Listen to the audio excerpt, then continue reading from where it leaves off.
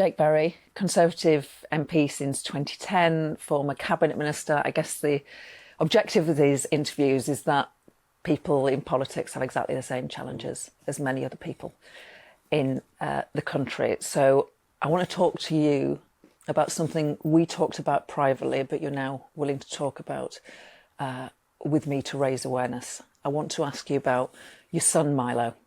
Tell me about his condition. Gloria, thanks for having me on, but you know we've talked about this, and I've always been quite reticent, and I think people should be in public life actually to talk about their family. But it really, following the COVID lockdowns, we've seen such an explosion of children with special educational needs, and it's such a battle for parents. I feel compelled to speak out about it because, as you know, having done my job yourself, MPs are there to help people. And it feels like even with all of that benefit that you've got of being an MP, as a parent, it just feels like this isn't an issue that's being talked about and there isn't the right support out there. So my son Milo is 6. He's diagnosed with autism spectrum disorder. He doesn't talk, he's non-verbal. And I just, I know as a parent how difficult that is. And so all your viewers who may have children or grandchildren or people they know who are sort of going through particularly the early stages of getting that diagnosis, I think it's really important that we talk about it. He doesn't talk? No, I mean, he will say the odd word, but and it's really hard if you've got a child you can't communicate with. But he's an amazing little boy. He is an amazing little boy, and I've got 3 children. I love all of them, but he is something really special. But what I really wanted to come on and say is that so you start to notice that your child isn't developing the way it should, and everyone's so kind. So they're around you and they say, no, of course children all speak at different ages. Of course they walk, talk, get weaned, and they all do. But everyone just tells you it's okay. But as a parent, you come to the point you go, I know it's not. And you then start on this journey of what's wrong with my child. And when you get that diagnosis, the first thing is it's almost like a relief, because you say, oh, I'm not going crazy. There is an explanation about why my child isn't developing the same as other people's children. But then from there, and I know your viewers, I want to say this because I know your viewers will be going through it now. It's like a grieving process for the child that you thought that you were going to have, which may not be there anymore. And I don't blame anyone else for feeling like that, because that's exactly how I felt. And then you sort of hit the internet. And then as a parent, you think, well, what's going to happen to him when I'm not here? Or have I put a huge burden on my other 2 children that they'll have to carry, completely unintentionally, for the rest of their life? And that's why that there's a brief feeling of relief. I know what's wrong. But then I think as a parent, you go into this spiral of, grief, I think and despair. And why I wanted to come on today is because we've been through that, my wife and I, and we've come out the other side of it. And I want to talk mainly today about the hope that is on the other side. But it's a very, very difficult time for people. Tell me about the hope. Tell me what you have learned and what might be useful for anybody, the parents that are in a similar situation to you, to learn from your experience. Well, so when we first got the diagnosis, that we've got busy. When was that? So late 2019, early 2020. So Milo would have been 3.5, 4. It's quite early.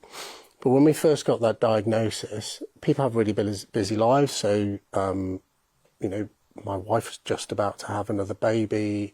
I was a minister in Boris Johnson's government. I was Northern Powerhouse Minister. And my wife, the first thing, sort of very shortly after that, I resigned from government, not just solely linked to this, but also linked to the fact that my wife had quite bad postnatal depression.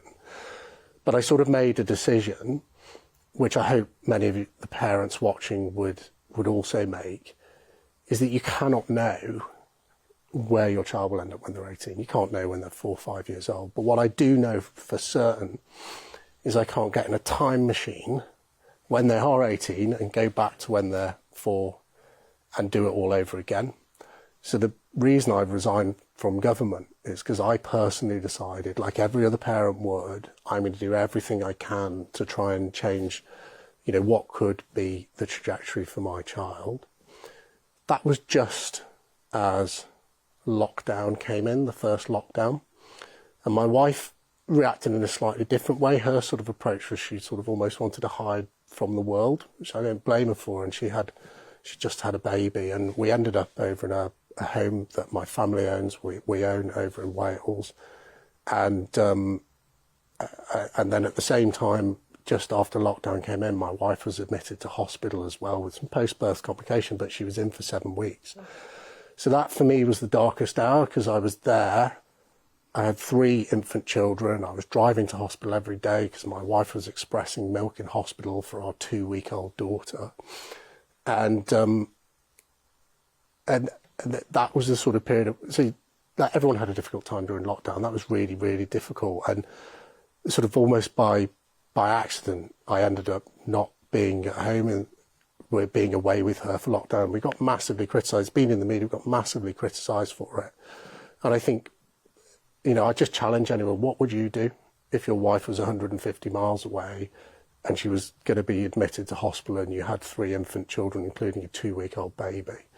And that's, I just wanted to set the record straight about that, because I think one of the real, and I spoke earlier about the danger of talking about family life and politics, one of the real things that I think is the biggest burden on a family, and you'll know this yourself having been in the front line, is I get paid to take the flak, if you like, and my family don't. And that's why I've thought so much about doing this interview, because now, as we're coming towards an election, that having spent 8 weeks 3 years ago over in Wales during lockdown is being weaponised by my political opponents against, my wife, my family, really against, the situation we found ourselves in. And that's another reason to talk out about this, because, I think that is not the way to behave. Has it made you wonder whether you want to stay in politics? No, because I don't think politics is about that. I don't think politics is about the smear. You and I found each other on the different side of the house. There's lots we disagreed about, but we do it because we want to make people's lives better. And that's what I did. But on that point of making people's lives better, that's why today I'm calling for all of my colleagues in the House of Commons to start doing much more to support families with children with special educational needs. And it's because once your child is diagnosed, you have that feeling of grief. It was combined with all sorts of other things that were happening in my life, including my mother dying during the second lockdown. So no matter how bad it is, when you've got that darkest hour, it gets better.